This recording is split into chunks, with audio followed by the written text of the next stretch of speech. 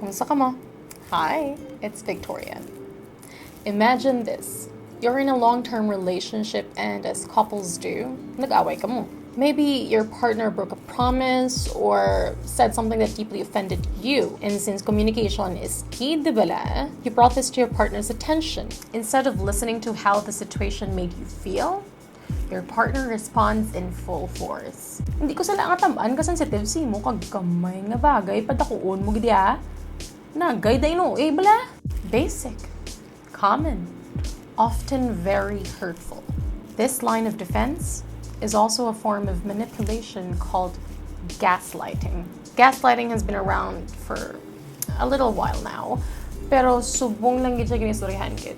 So today, let's find out common Pinoy scenarios that are actually gaslighting and pushes people off the edge or possibly in a mental health crisis. So una sa tanan, ano gid man bala ang gaslighting? Gaslighting is a type of manipulation when one person convinces the other to question their own reality, memory, or overall sanity through loose and snarky remarks. They twist facts, pass the blame to you, or worse, make you feel ashamed for even telling them what you feel. The tricky part about gaslighting is number one, it's a gradually growing occurrence. Meaning, mabudlay na siya i-detect kay basta iya one-time situation lang na or defense mechanism niya na or basta may sala ka man. And the second is it happens so often that it's in plain sight. In fact, damo tatali serye kag movies nga ginapatunayan nga sobra kagamit ang gaslighting diri sa Pilipinas. We just never knew about it and we didn't know how wrong it was until now. Para maintindihan natin ang mga pirmi kag common tactics ng gaslighting, here are 4 movie scenes nga tagos sa puso. Pero wala ta kabalo nga ginaukit nang gali ang gaslighting sa akong kultura.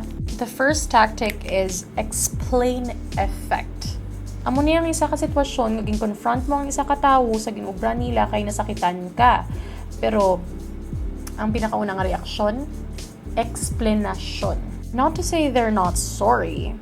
Maybe they are.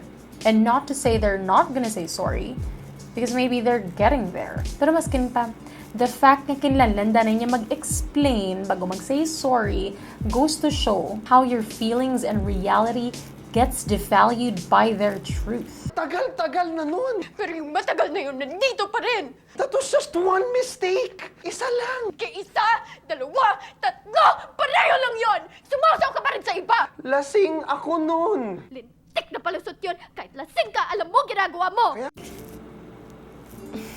That was just one mistake. Lasing ako nun. Ang tagal na nun. So she's supposed to feel less and that her feelings aren't valid and the cheating becomes acceptable because it happened way before and that he was drunk. And true enough, kung nasanay ka na sa gaslighting tactic nga ni around you too often, you will start questioning your worth, your value, what you deserve, or kung sala mo ang ginubra na mo. Bakit niya kaya nagawa yun? Am I not enough? May kulang ba sa akin? May mali ba sa akin? Pangit ba ako? Pangit ba ang katawan ko? Kapalit-palit ba ako? No. Then why? Bakit mo ako nagawang lokohin? Sorry, I just laughed there because pangit ba siya? My God, girl, you're not. Okay, so to all the women out there, if a guy cheats on you, it's not your fault. It's their fault. First of all, it's their fault. It's their fault. There is nothing wrong with you, what you look like, who you are. There is nothing wrong with you. Who's at fault? It's the one who cheated. And the first thing you heard from that one is not I'm sorry, but an explanation. The second gaslighting tactic is called pasa blame. This usually happens in heated situations, and the people who tries to gaslight you pass the blame to someone else. Kaya hindi umako nga sala mo, ipasa mo sa ibang nga tao, umay lusot ka. Here's an example, as told by four sisters in a wedding. Kasi ikaw naman talaga yung magaling, di ba? Ikaw yung matalino, ikaw yung maganda. Lahat, ikaw na.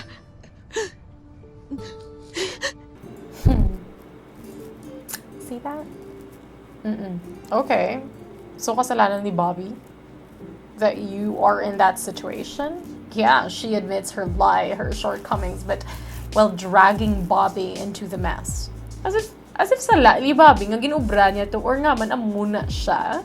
So paano mo mabalaan kung nagaslight ka na sang pa sa blame tactic? Cause for sure, you are gonna feel like Bobby. Pero bakit parang galit ka? Pero bakit kasalanan ko? Parang kasalanan ko. See that? Bakit parang kasalanan ko? And around a manipulator using this technique, tanan na lang may sala, puwera mo. And the next and really painful one is, bakit ako? Tactic. This tactic is specifically used by people to contrast whatever you're saying by either bringing up something from the past that they did or attaching the blame to your personality. Amo ni siya ang mga tao nga kung i-confront mo ang hambalo nila, hindi ako masakit magsalita, OA ka lang. Or isumbat nila, tanan nga ginubra nila para kuno sa imo.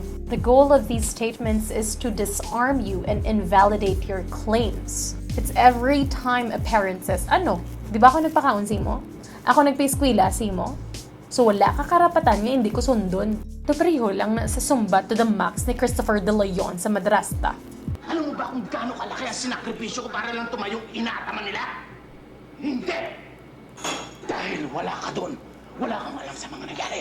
Kaya wala kang karapatan sabihin sa akin kung anong hindi at dapat kong gawin. Asawa lang kita. Wow, big word. Asawa lang kita. Okay. In short, nag-away sila kag ang response ni Koya, sumbat to the max. And last but not the least, this one is straightforward and simple. Denial. It means when you tell someone of how they make you feel, instead of welcoming the conversation, they straight up deny. As in, huh? Hindi mo na tabo sa dina? And so on. And this is clearly portrayed in Bata-Bata Paano Ka Ginawa. Ikaw din naman na ginagawa mo ang gusto mo. Eh ba't kami hindi pwede? Wala akong ginagawang masama! Akala mo lang wala! Pero meron! When this happens to you often, you then question your memory, your sanity. Did it really happen? Are you making things up in your mind? Do you have proof?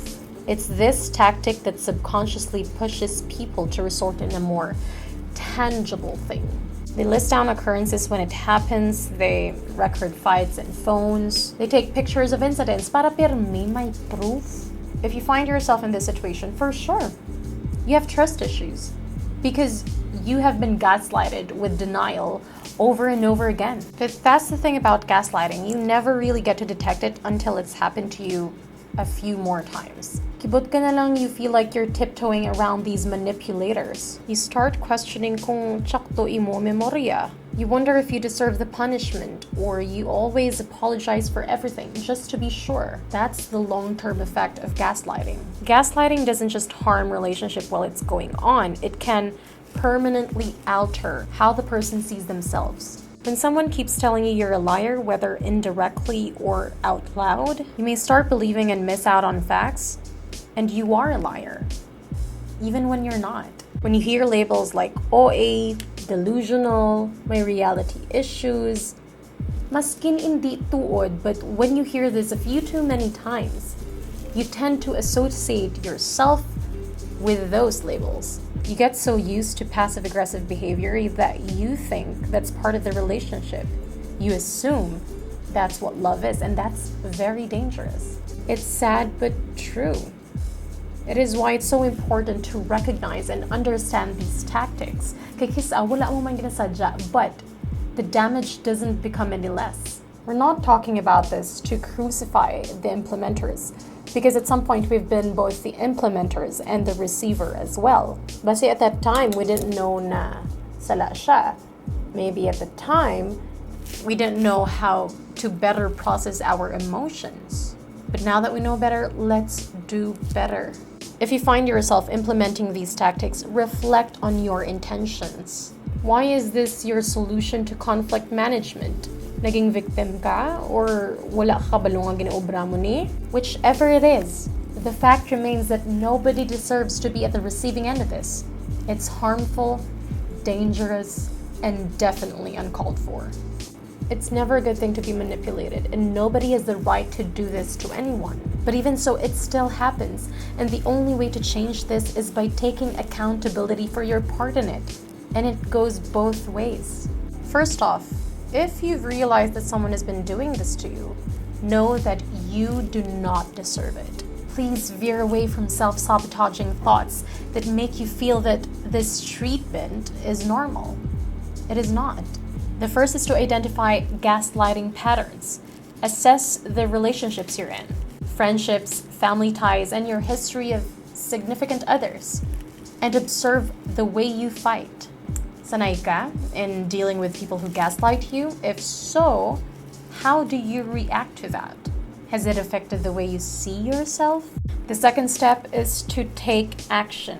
Whether as the receiver or the implementer, it's good to always know if you're clear of toxicity. If you're the implementer, make things better by acknowledging your mistake and straighten out the facts. It will take courage, but it is necessary. Now, if you're the receiver, make sure to let the implementer know what's happening and that you're not okay with it. Hambalan mo sila sang side mo, kag kung ano ginabatsyag mo sang sitwasyon. Let them know that you are not taking this lightly anymore. Wala na gatalab ang pag-gaslight nila since you're open about cutting them off of your life entirely. At the end of the day, ikaw lang gidang makasabat if they're worth keeping in your life. And the last step is process. Like any big step into any progress, it's easier said than done, and that's completely valid. That's why you have to take time to process. Heal the wounds you have been left with so you don't end up passing that gaslighting pattern to anyone else. Make time to find your safe space within yourself again. And if you need help in processing your emotions and battle scars, surround yourself with people you love and trust, or seek professional counsel if that scar is so severe and so deep. Ultimately, the goal is to build a culture that is healthy, and that reflects the kind of person that you are proud to be. This is the 15th episode of the Makeup Therapy series, and if you like content such as this, please hit the like, the share, comment your thoughts down below, and don't forget to subscribe. Bye!